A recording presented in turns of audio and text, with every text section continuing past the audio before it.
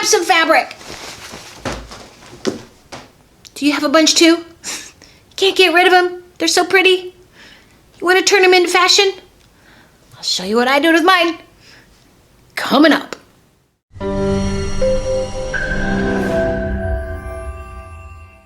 Hey, Chanel here, bringing you weekly videos to help you get better and better with your fashion sewing and be more creative too. So be sure to subscribe and hit the notification bell so you never miss out on a new video. So what do you do when you have these real pretty scraps and you just, got to do more than just look at them? You want to make fashion with them. You want to wear them. Wearable art, So I don't know if you knew, but I'm the Queen of Skirts. Have you seen the Facebook page, Queen of Skirts? Anyway, here's my tiara. I forgot to wear it. Queen of Skirts. I love making skirts. This feels funny. Okay. It's not a crown, but my crown is in the drawer. I love making skirts because they're easier to make. You can wear them quickly. They don't take forever. And you can do so much with them. You can actually see my little bear skirt back here.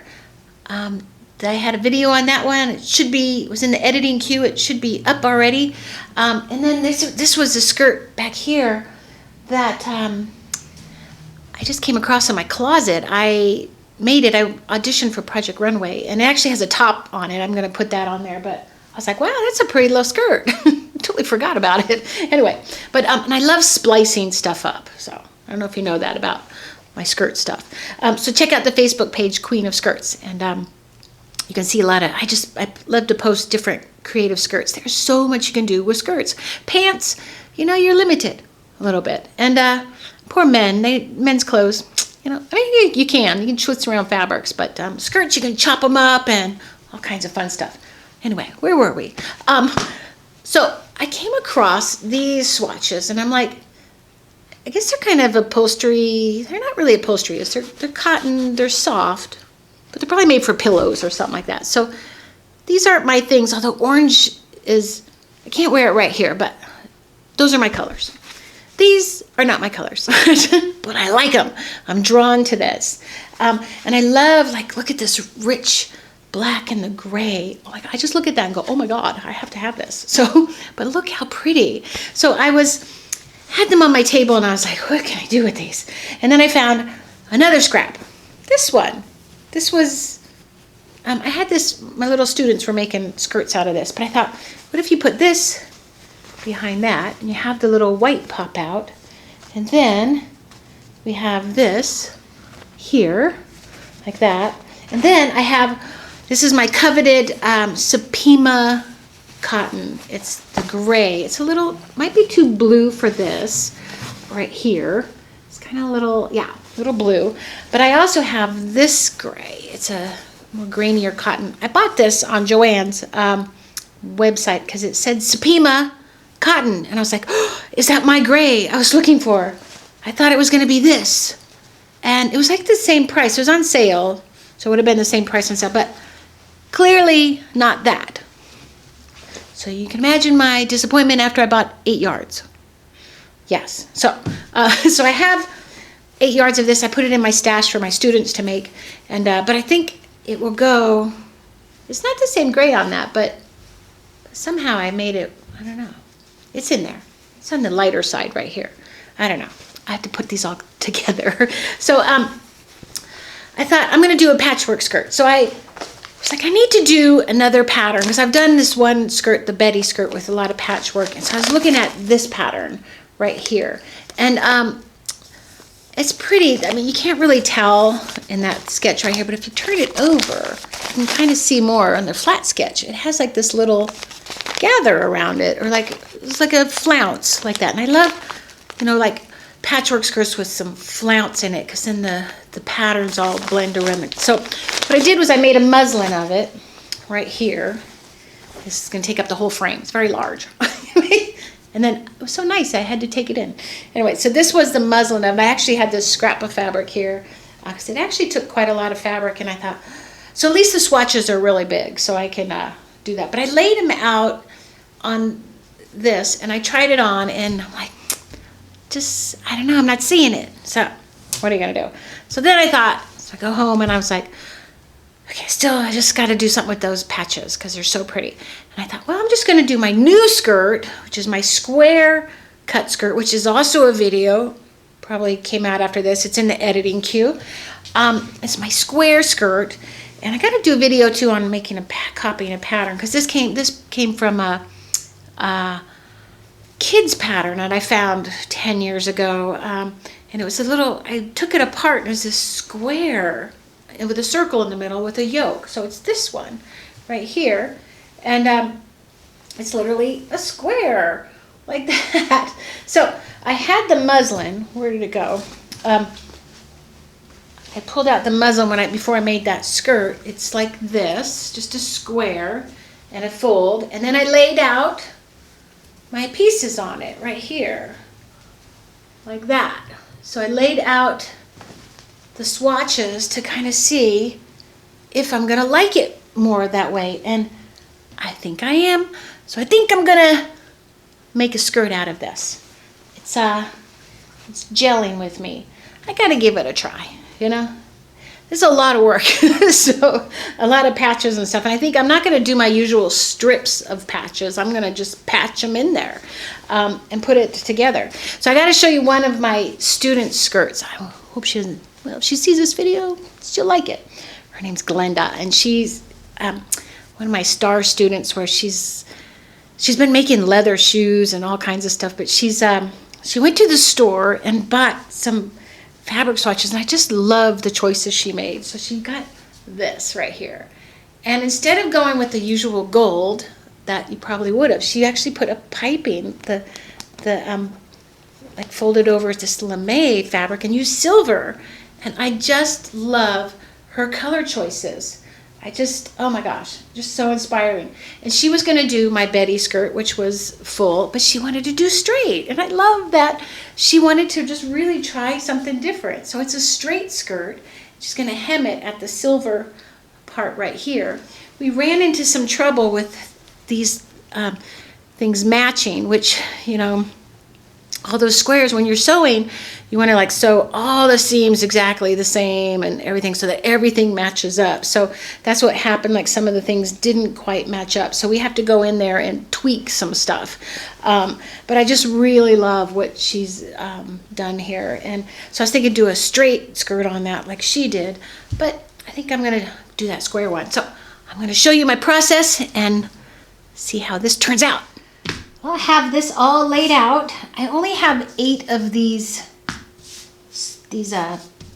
pretty squares here, so I have to spread it out around this whole piece. And I started laying these out here, but I noticed I clustered 3 of them here, and I forgot I got to spread them out.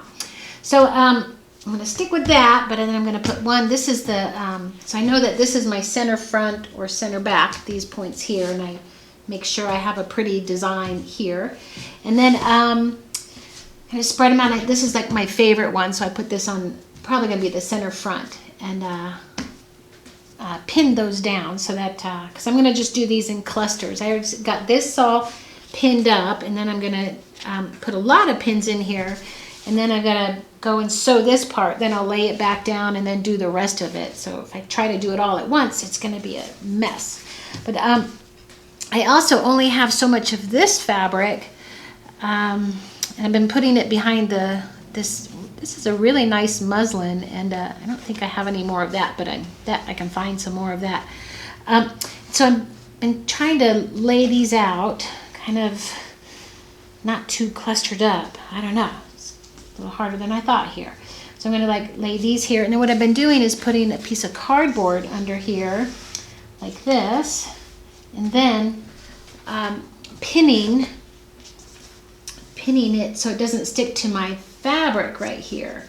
I think if I had this on a paper pattern, which I am going to be doing, it'd probably still get stuck anyway. But so this way you can just pin and hit the cardboard, and then you don't have to worry about it sticking to the fabric.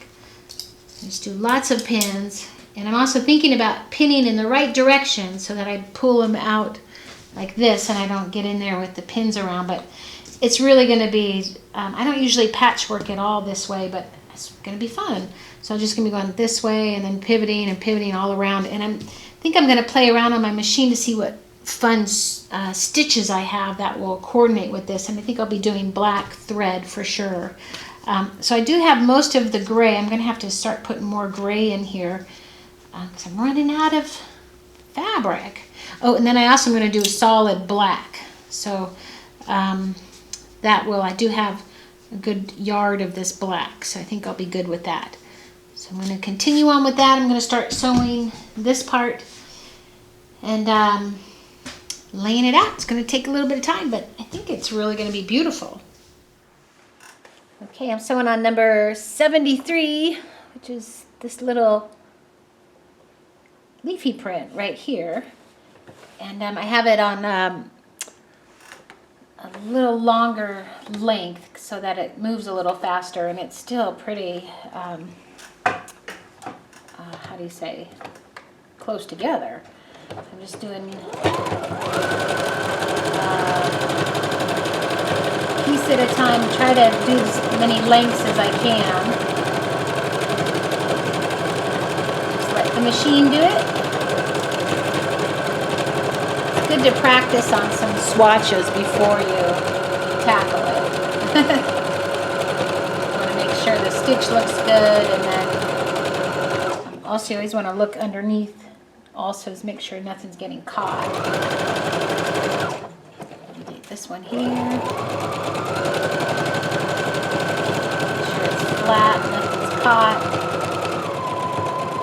Now I have a little bit of a problem here because I have this side to go and that side to go, but I'm just going to go this way and roll that up. Then I'll just have to catch it up with that. Make sure nothing's caught. And continue that way. What I could do on this part is to continue on here, but I would change it to a straight stitch at this point right here. Here and make sure my needle's up, change it, go back to 2. So go right there, go a little longer stitch, and then just go, whoop, oh, just do a straight stitch right here and make sure nothing's caught. There. Okay, so now I can go back and catch this other part, or I can go here because I can always go that way. And just keep it going. Alright, I'll show you the results in just a little while. Alright, I'm back to sew my patches together, which I did right here. There's my first quarter of my skirt. It's looking good. I really like it. So there is my first quarter of the skirt. And now I have to decide, well actually I don't have to decide now, but I have to decide the yoke part, which is the top part. I have this fabric. I just been thinking, I was going to do it gray, use the gray as the yoke part, so all these right here, or the solid black cotton as the top part, which is all on here. It would look like this, like more black and then the print like that. Or I have this fabric that I used in another skirt I have. It's pleather. So I have this pleather, which I love this one. It's really soft. It has a light stretch to it. It's really comfortable. But I always love to use the back side of this. It looks like a suede, and I want to use it, but I don't think it really goes well. Although it should go, because the patches on this, let me see if I get this. The patches on this are in a lot of blue-gray right here. So I have to decide. I've got to go do my second quarter of this, so I have 3 more quarters to sew before I have to decide. So that's good. But I got to decide which to use the yoke part. Now I have the sample of a skirt that I made. I did a video on it December of 2020. It was for my New Year's Eve skirt, 2021, and it looks like this. It was just a fun skirt that this skirt I'm doing here is similar. I call this this is my square skirt, because I have this is the Betty, and I have the Betty 2, which is a little fuller. Now this is the square skirt, which I haven't named yet. I named my skirts. Something fun to do. But this one, the pleather was easy to sew on, but then I top stitched it and it puckered really bad. You can actually see a couple of little puckers here. But then I got out my Bernina machine and I did this honeycomb stitch right here, and that honeycomb always saves all my stuff. It's a really great stitch for knits. And I just did the honeycomb stitch over it when I had these puckers on here, and it smoothed it out. So it was like, so I'm thinking, if I do that on this skirt, I'm gonna have to do it again, because that fabric doesn't like to be top stitched. I used a Teflon foot on it, it stuck. I could use a walking foot on it, but actually never used a walking foot. I was told how great they are, but I don't know. I just don't use it. I find other ways around it, because I had tried it one time and I had trouble putting it on my machine. So anyway, but so I have 3 more quarters to do. I have to decide which yoke to do. I'll just have to think about it, sleep on it. Anyway, so I'm going to get on to my second quarter, pin all those patches down and sew them, and then do 3 quarters. It's going to take a while, but it's really fun to put all the patches together. It's kind of a puzzle piece. So if you like sewing and figuring stuff out, you'd enjoy the puzzleness of this. Anyway, well, this is how it looks. It's one big square with a hole in it. It's like a square donut. So I have all my quarters right here. There's all in quarters, and now I've got it balanced out on the muslin, so I still have my muslin under here. There's that circle part here, and then I have to pin all of these pieces down, and I'm ready to make it into a skirt. All right, I have my square. It's a square donut. Oh, both sides. Looks great. I think I had one marked for the center front. I think it was this one right here. Wanted to put that flower there. So I've got to stay stitch this now and find my centers, and then cut the yoke out. Now I'm definitely going to do the leather now, the pleather right here with that. So I want to do the pleather yoke, and I'm going to put a bias gray in between the layers right here. It's pretty much the only color I can do because I don't want to do the solid black. I mean, I could go buy more solid black, but this, I'm really glad I'm doing the leather look right here, because this just reminds me of, it looks kind of tough, you know? It has I feel like I see oil, like a biker chick would wear this. I don't know where I came up with that, but I don't know, it's what it feels like. So I think the leather is really gonna look good on there. It'll give it a little more toughness to it. So I gotta think of a name of this skirt. So some kind of tough chick name. If you have any ideas, let me know. Anyway, so I'm gonna cut the yoke out and then my bias pieces and get to finish this skirt. All right, onto the yoke. I've cut one out already. Just have a simple little pattern. This is the center front, center back. I don't have it marked yet. This is the muslin. And on the fold, there's one front or back. And then I cut another one. Make sure they look crooked up here, but they just have to get it so there's no really grain on this kind of fabric. Just have to get it so it's not rolling around. Then you put this on the center, put some pins in it because it's very slippery. I also made sure I have them both going in the same direction in case there's a nap. I put an arrow right here, and the suede fabric, it's smooth going this way and rough going that way, so it's easy to tell.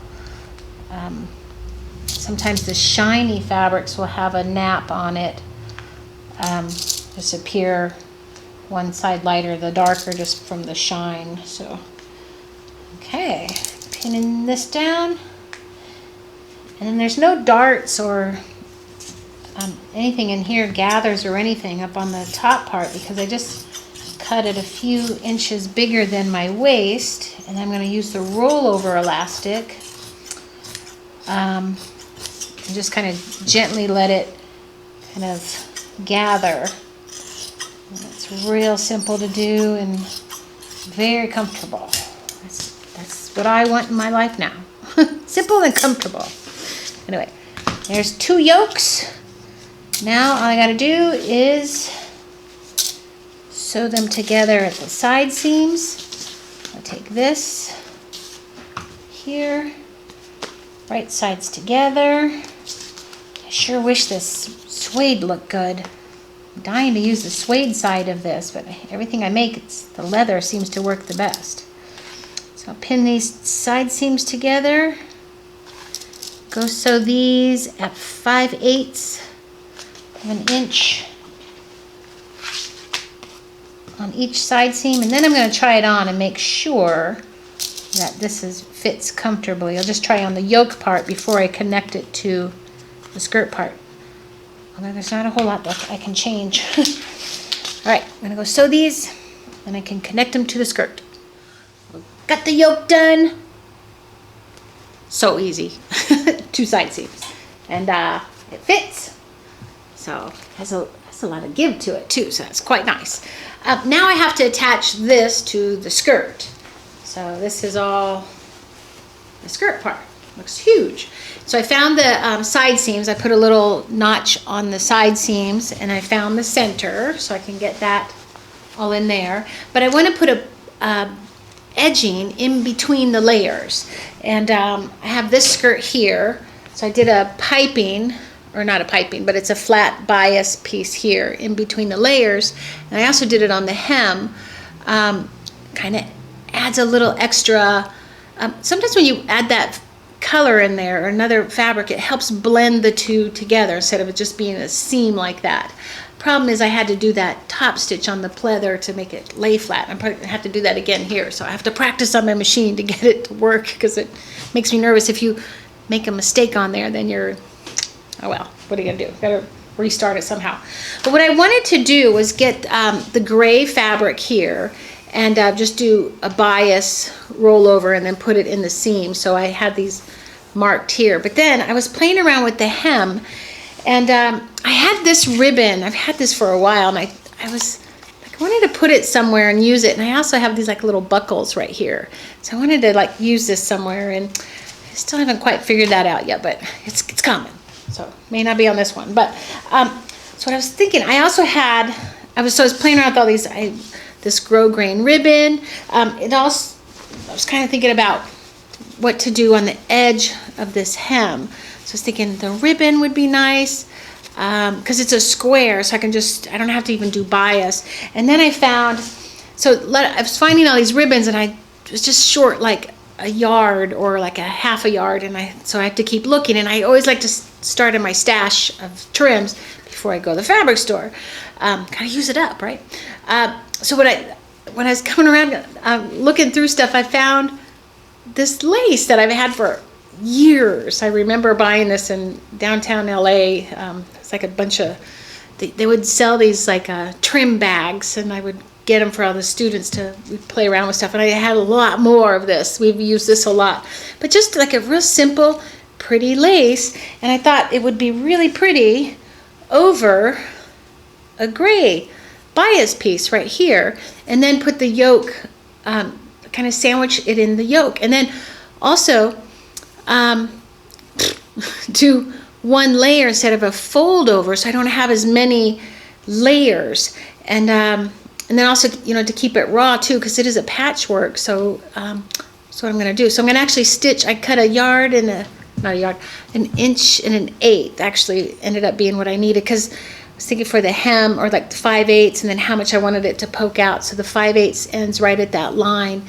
And so I'm just gonna have like that part poke out around the yoke part. And then I'm gonna do it also all around the hem, so it all flows together. So that is what I'm gonna do. I'm gonna stitch this together first, then baste it to the top part of the yoke, and then put the yoke on, and then see how it looks. Okay, got that part basted on. Now I gotta baste it onto the skirt part right here. So see, there's gonna be a lot of threads in here. You got the stay stitch, all the patchwork, then this, to baste that on, and then put the yoke on. Got it all pinned. It did not want to cooperate, but I worked it out. If it doesn't fit in the pinning, it's gonna be worse than the sewing. So, okay, I'm gonna go sew this. All right, got it stitched on. I'm not gonna lie, I had a lot of trouble with that. I sewed it around and it didn't quite fit, and then I discovered that the yoke part was just a little too big anyway, so I just took it off and then chopped off 1/2 inch on the sides. But so now it looks really good. But this is what it does. The bias rolls up, and I want it to go down like this. And the only way to make it go down is to do that stitch across there, because this fabric just wants to move up. So I want it to go down like that. Ta-da! So that's how it's going to look. But now I got to go and do that stitch on there, and that's what I'm afraid to do. But it worked on the last one, and that was actually after I top stitched it, so I should work on this one. And I'm going to get some swatch scraps of this and practice first. So. Okay, I'm ready to start this. This will move underneath the machine here. Okay, have it in the right position. Follow that part right there.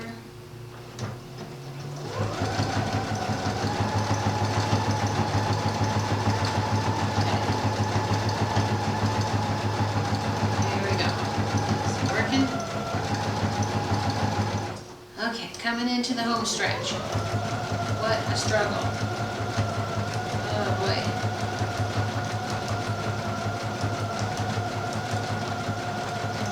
My stitches don't look the same.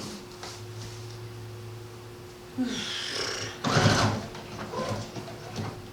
I should sew over them or leave them. I think I'll leave